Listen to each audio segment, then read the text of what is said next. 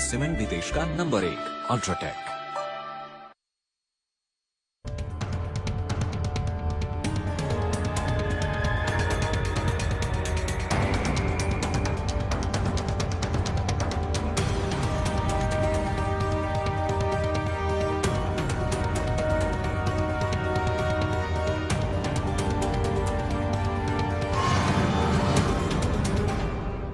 नमस्कार, आदाब। सरहद के दुरुक्त शुमारे में आप सभी नाजरीन का इस्तकबाल है। आइए सबसे पहले नजर डालते हैं सुर्खियों पर।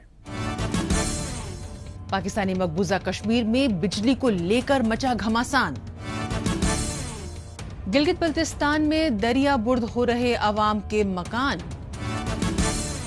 और श्रीनगर में लड़कियों के टेबल टेनिस मुकाबले का एहतमाम। पाकिस्तानी मकबूजा कश्मीर में बिजली को लेकर मचा घमासान थमने का नाम ही नहीं ले रहा। यहां लोग एक तवील अरसे से मुसलसल बिजली सप्लाई की मांग कर रहे हैं, लेकिन इनका मुतालबा पूरा होता दिखाई नहीं दे रहा। ऐसे में अवाम के पास ले देकर एहतजाज का ही रास्ता बचता है। मुसलसल कई दिनों से रावलाकोट और उसके आसपास के इलाकों में बिजली सप्लाई को लेकर एहतजाज का सिलसिला चल रहा है, जो अब दूसरे इलाकों तक पहुंच गया है। मीरपुर और मुजफ्फराबाद में भी गुज़श्ता कई रोज से बिजली बहाली को लेकर अवाम सरापा एहतजाज है और इस एहतजाजी सिलसिले को रोकने और इन्हें दबाने की हुकूमत की जानिब से भरपूर कोशिश की जा रही है।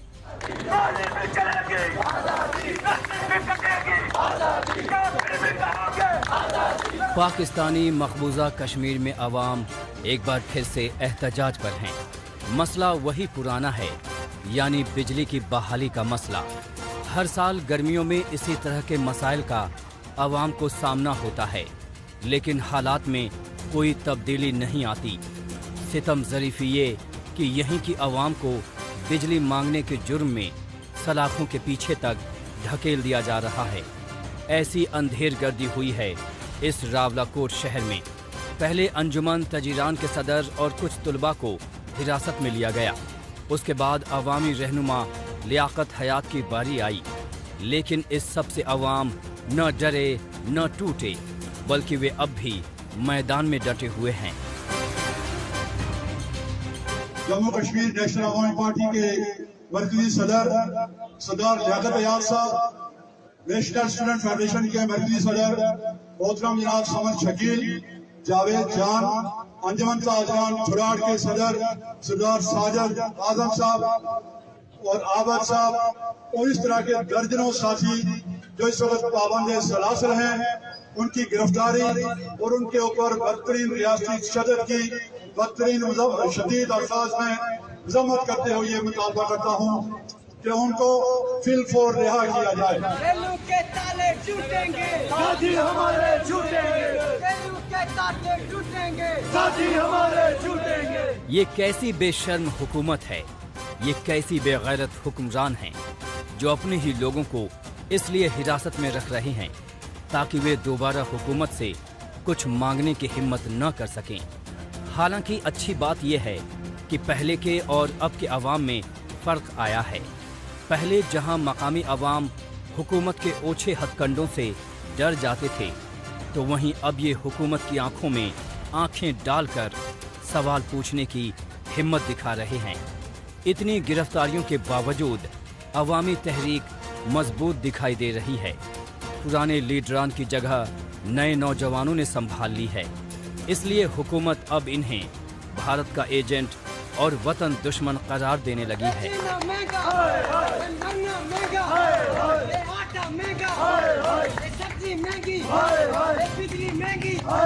हम उस तनवीर इलियास से जो यहाँ हमारे ऊपर मुसल्लत किया गया, उससे पूछना चाहते हैं कि तुम्हारी औकात क्या है। तुम वाज़े तौर पे जाके प्रोग्रामात के अंदर सोशल मीडिया के ऊपर कहते हो मैं पाकिस्तान का गुलाम हूँ, लेकिन मुझे 15वीं आईनी तरमीम मंजूर नहीं है। ये 2 नंबरी, ये बदमाशी और ये झूठ और फरेब का जो एक इन्होंने गनौना एक किरदार अपने हमारे सामने रखा है, हम उसकी भरपूर मज़म्मत करते हैं और हम इस चीज़ का अहद करते हैं कि हम लड़ेंगे हर हुक्मरान के खिलाफ जो पाकिस्तान की सियासी जमातों के अंदर बैठ के हमारे हुकूक की बात नहीं कर रहे, हमारे हुकूक की बात करने वालों को किसी दूसरे मुल्क का एजेंट कहेगा, हम उसके खिलाफ लड़ेंगे।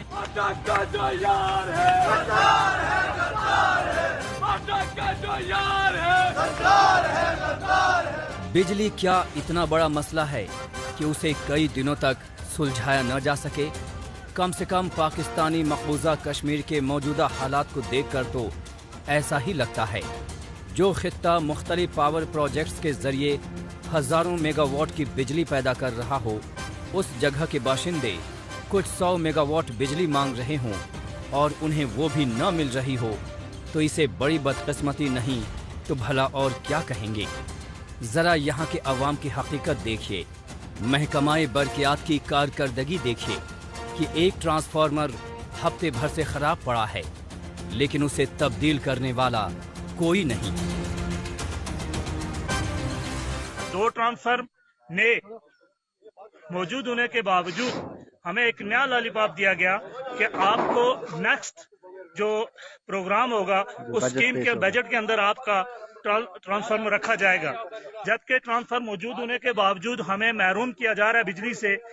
आज जो मौजूदा सूरत हाल चल रही है, बार बार डिस्टर्ब होने की वजह से हम सब लोग यहाँ जमा हुए और कोशिश कर रहे हैं, अगर हमारे मामलात हल न हुए तो हम जबरदस्ती इंशाल्लाह 2 बजे तक, अगर हमारे मामलात हल न हुए तो हम इंशाल्लाह कोशिश कर रहे हैं कि ये ट्रांसफार्मर हर 2 सूरत में हमारा हक है और आज हम इसे ले सकें। जिन लोगों ने यहाँ बिजली का प्रोडक्शन बढ़ाने के लिए अपने आबाओ अजदाद की कब्रें तक पानी में डुबो दी, वहाँ के लोगों को उनकी कुर्बानी का ये सिला दिया गया है। होना तो ये चाहिए था कि पूरे पाकिस्तानी मकबूजा कश्मीर को 24 घंटे लगातार बिजली मिलनी चाहिए और इन्हें बिजली के बिलात नहीं भेजने चाहिए, क्योंकि जिन दरिया पर बांध बनाकर बिजली पैदा की जा रही है उस पर पहला हक इन्हीं लोगों का है। लेकिन गुज़िश्ता 7 दहाइयों में पाकिस्तान ने भला इस खित्ते के लोगों को कोई हक दिया है जो अब देगा? नहीं मानते जुल्म के ये ज़ाब्ते हम नहीं मानते। हुकूमत क्रैकडाउन कर रही है।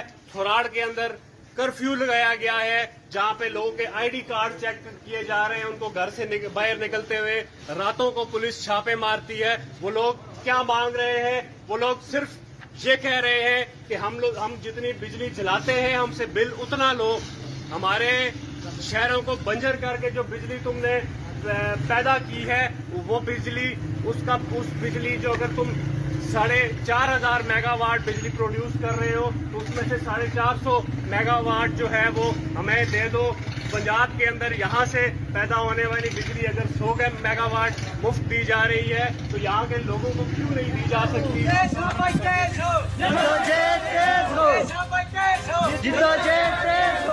पावर कट का मसला पाकिस्तान में भी होता है, लेकिन उसे पूरी जिम्मेदारी के साथ संजीदगी का मुजाहिरा करते हुए सुलझा लिया जाता है। लेकिन जब बात उसके कब्जे वाले इलाकों की आती है तो सारी संजीदगी मानो हवा हो जाती है। पाकिस्तानी मकबूजा कश्मीर को बार बार ये एहसास दिलाया जाता है कि वो खित्ता गुलाम है और इस्लामाबाद उसका आका है। इन्हें अपनी हक की बात भूलकर हद में रहना सीखना होगा। लेकिन मकामी अवाम, खासकर नई नस्ल, इतनी बेखौफ और बेदार है कि वो जानती और मानती है कि 21वीं सदी में आका और गुलाम का नहीं बल्कि बराबरी का रिश्ता चलता है। और ये बात पाकिस्तान भी जितनी जल्दी मान ले उसके लिए ये उतना ही बेहतर होगा।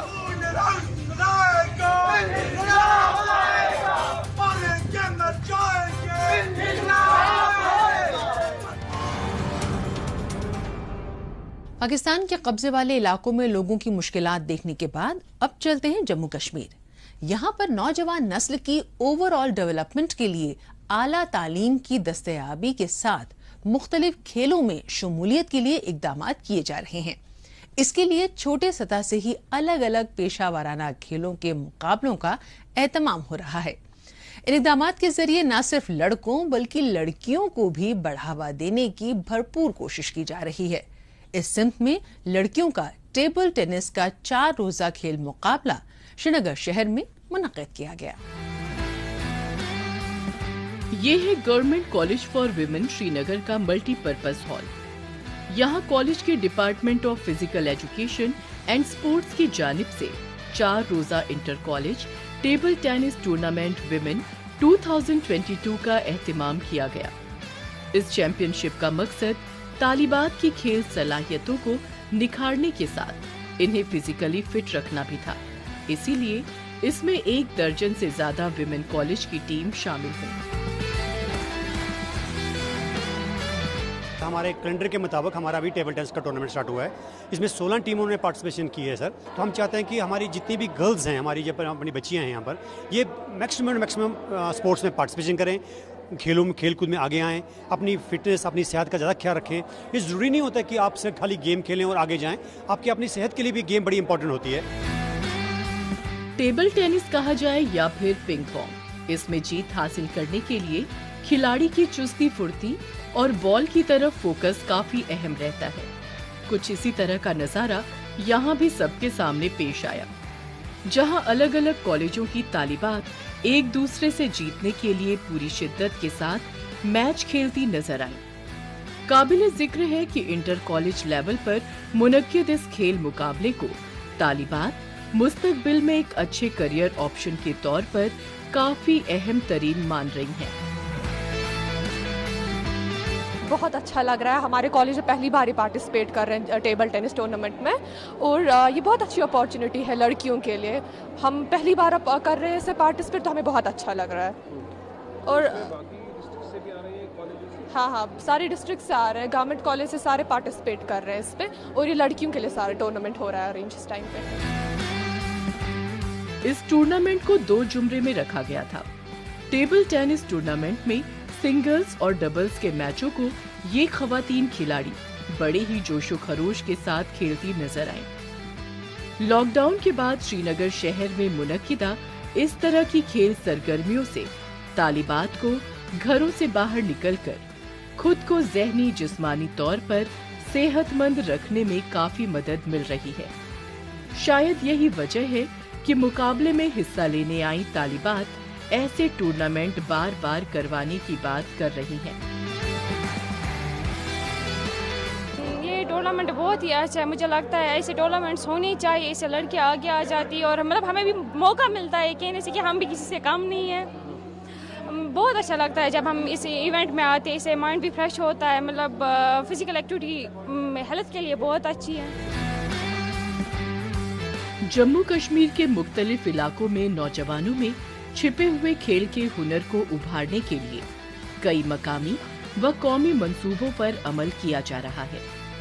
खेल इंतजामिया की कोशिशों का ही समरा है कि शहरी इलाकों में ही नहीं बल्कि दूर दराज इलाकों तक में स्पोर्ट्स फैसिलिटीज व कोचिंग का फायदा उठाते हुए स्पोर्ट्स की अलग अलग फील्ड में मकामी खिलाड़ी अपनी कामयाबी का परचम लहरा रहे हैं, और इसमें भी बड़ी तादाद में खवातीन ही आगे दिखाई दे रही हैं।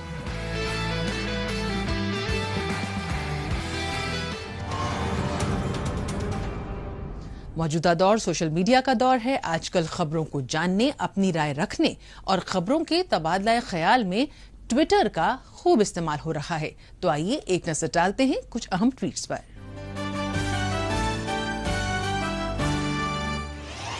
प्रोफेसर सज्जाद रजा ने ट्वीट किया है कि पाकिस्तान के कश्मीर अफेयर्स के मिनिस्टर कमर कायरा पाकिस्तानी मकबूजा कश्मीर की असेंबली मेंबरान को एक्ट 74 के 15वीं तरमीम के लिए राजी करने में लगे हुए हैं। तनवीर इलियास और साबिक पीएम फारूक और अतीकुर रहमान ने मीटिंग का बायकॉट किया है। मकामी अवाम ने पाकिस्तान के गैर कानूनी कब्जे के खिलाफ एक बड़ा मूवमेंट शुरू कर दिया है। सेंगे सेरिंग ने ट्वीट किया है कि कानून लागू करने वालों ने गिलगित बल्तिस्तान के कारकुन इब्रार बगोरो के घर पर रेड मारकर उसे गिरफ्तार कर लिया। उन्होंने उसकी बीवी बच्चों को भी परेशान किया। इस तरह के जुल्म सितम की मकामी पार्टियों ने शदीद मजम्मत की है। जो भी रेंजर्स और एफसी को यहां से जाने की बात उठाता है उसे इंतजामिया इसी तरह से टारगेट करती रही है। तारिक नकाश ने ट्वीट किया है कि तकरीबन 2 दशक पुराने कत्ल के मामले में पाकिस्तानी मकबूजा कश्मीर के वजीर को उम्र कैद की सजा हुई है। ऑफिस ऑफ LG JNK ने ट्वीट किया है कि नौगाम में 150 बेड्स वाले सुपर स्पेशलिटी हॉस्पिटल का इफ्तिताह किया गया। इस तिब्बी इदारे में एडवांस मेडिकल फैसिलिटीज का इंतजाम किया गया है। न्यू एज कश्मीर ने ट्वीट किया है कि जम्मू कश्मीर में सियाहत को लेकर काफी इम्कानात मौजूद हैं और ये शोबा मकामी आवाम के लिए रोजगार परक भी है। इसमें दूसरे शोबों के मुकाबले ज्यादा रोजगार के मौके हैं। एहसास कश्मीर ने एरियल व्यू वाली तस्वीर के साथ ट्वीट किया है कि शंकराचार्य मंदिर से शहर का अद्भुत नजारा। आइए अब एक नजर डालते हैं हालिया रोज पाकिस्तानी मीडिया में भारत मुखालिफ खबरों की सच्चाई की जांच पड़ताल करने वाले हमारे सेगमेंट झूठ का पर्दाफाश पर। इसमें हमारे नाजरीन को पाकिस्तान के टेलीविजन चैनल्स में नश्र की जा रही झूठी खबरों की हकीकत से रूबरू करवाया जाता है। पाकिस्तान में इंटरनेट की सहूलत फराहम करने वाली सबसे बड़ी कंपनी की वेबसाइट हैक कर ली गई। वेबसाइट भारतीय हैकर्स ने हैक की। सुना आपने, प्रोपेगेंडा करने में बोल टीवी भी पीछे नहीं है। छोटा बड़ा कोई भी मसला हो, इसका इल्जाम आंख मूंद कर भारत पर डालना तय है। अब पाकिस्तान की कोई वेबसाइट हैक हो गई तो इसका इल्जाम भी भारत पर लगाया जा रहा है। बिना किसी सबूत के इस तरह के बेबुनियाद इल्जाम पाकिस्तान का ही कोई मीडिया हाउस लगा सकता है। अब होना तो ये चाहिए था कि या तो पाकिस्तानी चैनल इस मामले में कोई सबूत मुहैया कराए या फिर खामोश रहे, लेकिन इन्हें तो सिर्फ इल्जाम लगाना है। उसका प्रमाण देने से पाकिस्तानी चैनलों को कोई सरोकार नहीं है। आलमी बिरादरी को भारतीय रियासती इदारों के जबर और जुल्म का नोटिस लेना चाहिए। वजीर आला बलूचिस्तान अब्दुल कुद्दूस बजिंजो ने मकबूजा कश्मीर पर भारतीय जुल्म जबर की मजम्मत की है। पाकिस्तान के प्राइवेट न्यूज चैनल ZTV ने शोरिश ज़दा सूबे बलूचिस्तान के वजीर आला अब्दुल कुद्दूस बेजेंजो के हवाले से एक खबर दिखाई, जिसमें वो जम्मू कश्मीर की सूरत हाल पर रोना रोते नजर आए। ये बात वो शख्स कह रहा है जिसका सूबा तवील अरसे से खुद ही सुलग रहा है। यहाँ हजारों की तादाद में अफराद को जबरन लापता किया जा चुका है। बलूचिस्तान में गुमशुदा अफराद की मशकशुदा लाशें मिलती रही हैं। यहाँ आज़ादी की मांग जोर पकड़ती जा रही है। कौम परस्त रहनुमाओं को तंग किया जा रहा है। ऐसे में यहाँ के वजीर आला का अपनी अवाम की तकलीफों से मुंह फेर कर जम्मू कश्मीर पर रोना समझ से परे है। पाकिस्तान को गिलगित बल्तिस्तान के अवाम की जरा भी परवाह नहीं है। यहाँ तक कि मुसीबत के वक्त भी पाकिस्तान का रवैया बेपरवाह रहता है। इसका इल्म तब होता है जब इस इलाके के लोग कुदरती आफत की जद में आकर दूसरे इलाकों से कटे रहते हैं। ग्लोबल वार्मिंग की वजह से कुदरती आफत इस इलाके में कुछ ज्यादा ही आ रही है और इसका नुकसान भी साफ तौर पर दिख रहा है। सैलाब और उसके बाद लैंडस्लाइडिंग और इसकी वजह से दरिया का कटाव, ये सब होना लाजमी है। दरिया की सतह में इजाफे की वजह से इसका रुख तब्दील करना लाजमी है, लेकिन इस आफत से निपटने के तरीक़ाकार की गैर मौजूदगी आवाम के हुकूक की पामाली से कम कुछ नहीं।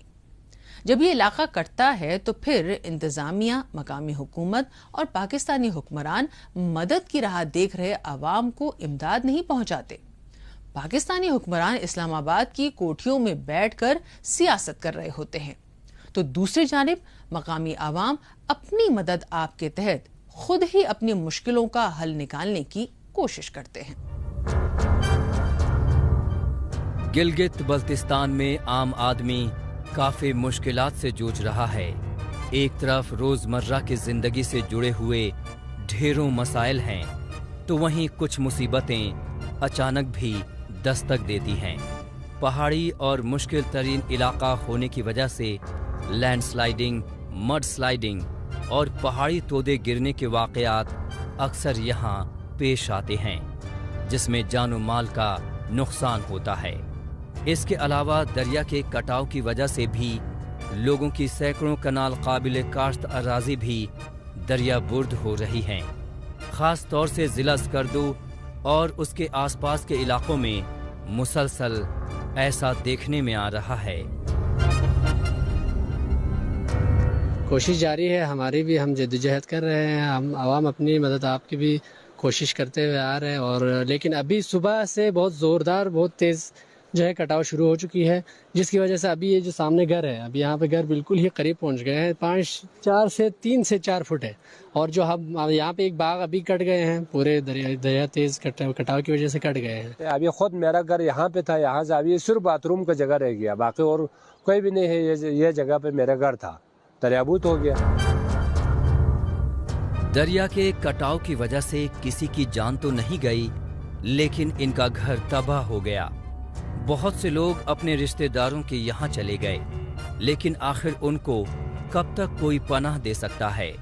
कुछ लोग जिनके पास पैसे थे वो लोग दूसरे इलाकों में चले गए, तो वहीं चंद अफराद पाकिस्तानी शहरों में शिफ्ट हो गए। हालांकि बड़ी तादाद ऐसे लोगों की है जो बेहद मजबूर हैं। ये रहेंगे कहाँ और खाएंगे क्या, इसकी फिक्र इन लोगों को सता रही है। इन सब के बीच हुकूमत से किसी इमदाद की उम्मीद भी बेमानी है, क्योंकि अक्सर ऐसे मामलों में हुकूमत 1 रुपए की मदद भी नहीं देती है। यहाँ पे 5 घराने बिल्कुल बेघर हो चुके हैं, दरियाबुर्द हो चुके हैं, क्योंकि पहले ये जो घराने थे यहाँ पे तकरीबन 5-6 घराने थे, तो वो बिल्कुल दरियाबुर्द हो गए। तो कुछ लोग दूर चले गए, मतलब वहाँ पे जो रेगिस्तान है कैडेट कॉलेज के ऊपर के साइड पे, कोई दूर मतलब स्कर्दू साइड पे चले गए, कोई इस्लामाबाद साइड पे चले गए। अब क्या करे बंदा, यहाँ पे ना घर है, ना हमारे खेत ज़मीन रहे, हाँ ना दरख्त रहे, तमाम चीज़ें मुश्किलात में हम लोग अभी। खैर यही मुतालबा है कि कोई ना कोई ऐसा हल निकाला जाए जिसे परमानेंट हो। गांव वालों के मुताबिक इस बर्बादी की वजह हुकूमत और इस महकमे से मुताल्लिक आला हुक्मरानों का गैर जिम्मेदाराना रवैया है। यहाँ लोग खुद ही बांध बनाकर इसके पानी को गांव में ज्यादा अंदर तक जाने से रोकने की कोशिश कर रहे हैं। इस काम में दूसरे गांव वाले भी अपना ताउन दे रहे हैं, क्योंकि उन्हें मालूम है कि बढ़ता हुआ पानी एक के बाद एक उनके गांव को भी बर्बाद कर देगा। ये पत्थर वहाँ ऊपर फेंके जा रहे हैं और हम अपनी मदद आपके तहत नीचे फेंके जा रहे हैं, और यही है कि हम अपनी मदद आपके तहत मदद कर रहे हैं जितना हमसे हो सके, क्योंकि हमारे पास हम इतना एबिलिटी नहीं कि हमारे पास इतना पैसा भी नहीं कि हम अपनी मदद आप यहाँ पर सब गरीब है। आप देखा चाहते कि यहाँ से 10,000 से 16,000 कनाल दरियाबुर्द हो चुके हैं। अच्छा। जो अपनी इंतकाली ज़मीन है या अलाइनमेंट है, समझो कि दूसरे ज़मीन हमने अपने तरफ से दरख्त लगाए हुए थे। गवर्नमेंट की तरफ से कोई परमानेंट मुस्तकिल हल अभी तक नहीं है। यहाँ ऐसे हालात गुज़िश्ता कई दिनों या कहें कि कई महीनों से हैं। इस दरमियान यहाँ तक मीडिया भले ही पहुँच गया हो, लेकिन मकामी इंतज़ामिया की तरफ से कोई झांकने भी नहीं आया। जैसा कि अक्सर मामलों में देखने को मिलता है कि लोग खुद ही अपनी मदद आपके तहत रहने और खाने का जुगाड़ करते हैं या फिर पड़ोसियों की मदद लेते हैं। वैसा ही स्कर्दू में भी देखने को मिला। मकामी अवाम का कहना है कि इन्हें यहाँ से हटाकर किसी महफूज जगह पर भेज दिया जाए, लेकिन हुकूमत इनकी फरियाद सुनकर भी अनसुनी कर देती है। अब इन लोगों का मुस्तकबिल क्या होगा, इस बात का जवाब तो खुद ही इन लोगों के पास भी नहीं है।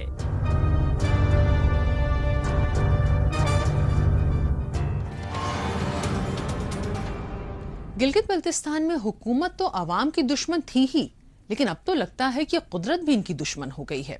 बहरहाल एक बार फिर चलते हैं जम्मू कश्मीर। यहाँ पूरे 1 साल से 75 बरस पहले हासिल आज़ादी को जश्न के तौर पर मनाने के लिए जम्मू कश्मीर के सभी अजला में अदबी व फनो सकाफत से वाबस्ता मुख्तलिफ प्रोग्राम मुनाकिद किए जा रहे हैं। इनका मकसद मकामी आवाम के टैलेंट को सबके सामने लाना और इनमें हुब्बुल वतनी को रवा दवा भी रखना था।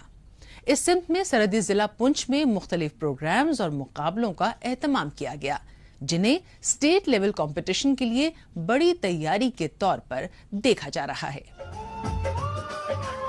मुल्क के दूर दराज इलाकों में आज़ादी का अमृत महोत्सव के तहत बाइक रैलियां, कम्युनिटी कार्निवल, स्टेज परफॉर्मेंस, अदबी व सकाफती तकरीबात को जारी रखा गया है। ऐसे खास प्रोग्रामों का मकसद मकामी तलबा तालिबात और नौजवानों में छिपे टैलेंट को सबके सामने लाना रहा है।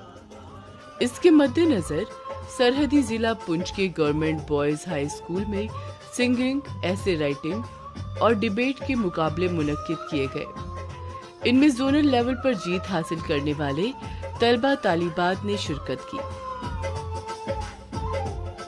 हमारी जो आज़ादी के 75वें वर्षगांठ के दिवस पे एक आज़ादी का अमृत महोत्सव जो है पिछले 1 साल से चल रहा है। उसी के सिलसिले में हमारे यहाँ स्कूलों से हमें कंपटीशन कराए गए नेशनलिज्म के ऊपर। वो ऐसे राइटिंग में भी था, डिबेट था, वो सिंगिंग में था।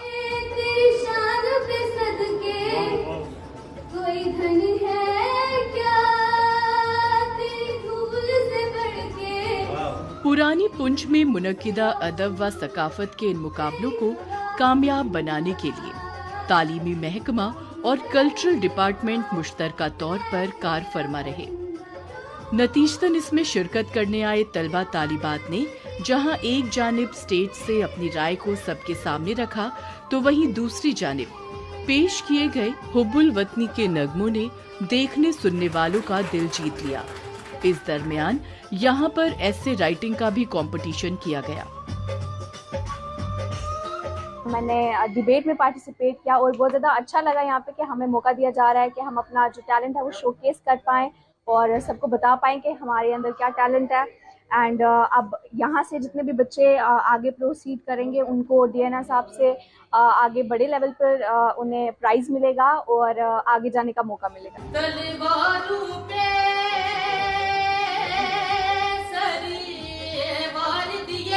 जम्मू कश्मीर के तालिबे इल्मों में हुनर और काबिलियत के साथ मुल्क से मोहब्बत का जज्बा भरा है। पुंछ में मुनक्किदा ये मुकाबले पार्टिसिपेंट्स के लिए अपनी सोच को बेहतर तरीके से इजहार करने का बड़ा प्लेटफॉर्म साबित हुआ।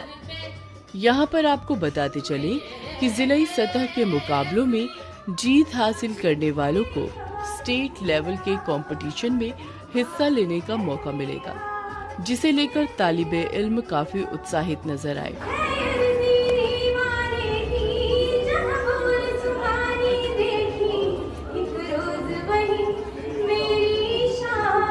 हाई स्कूल पुरानी पुंछ में एक सिंगिंग, डिबेट और ऐसे कंपटीशन रखा गया था।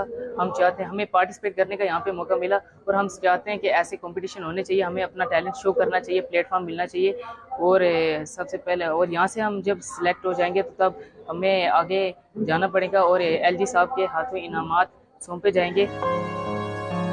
एक वक्त में दरअंदाजी और पाकिस्तान की जानिब से जंगबंदी मुआहदे की खिलाफ वर्जी के चलते पुंछ के लोग काफी मुतासिर रहे हैं, लेकिन भारतीय फौज की मुस्तैदी की वजह से जहां ऐसे वाकयात में कमी आई है, वहीं मकामी लोगों का खुद पर एतमाद भी बहाल हुआ है। ऐसे प्रोग्रामों से भी काफी मदद मिली है, क्योंकि इससे मकामी नौजवानों को अपने हुनर का मुजाहिरा करने का मौका मिला। इसलिए ऐसे इक़दामात को बार बार मुनक्किद करने की जरूरत है।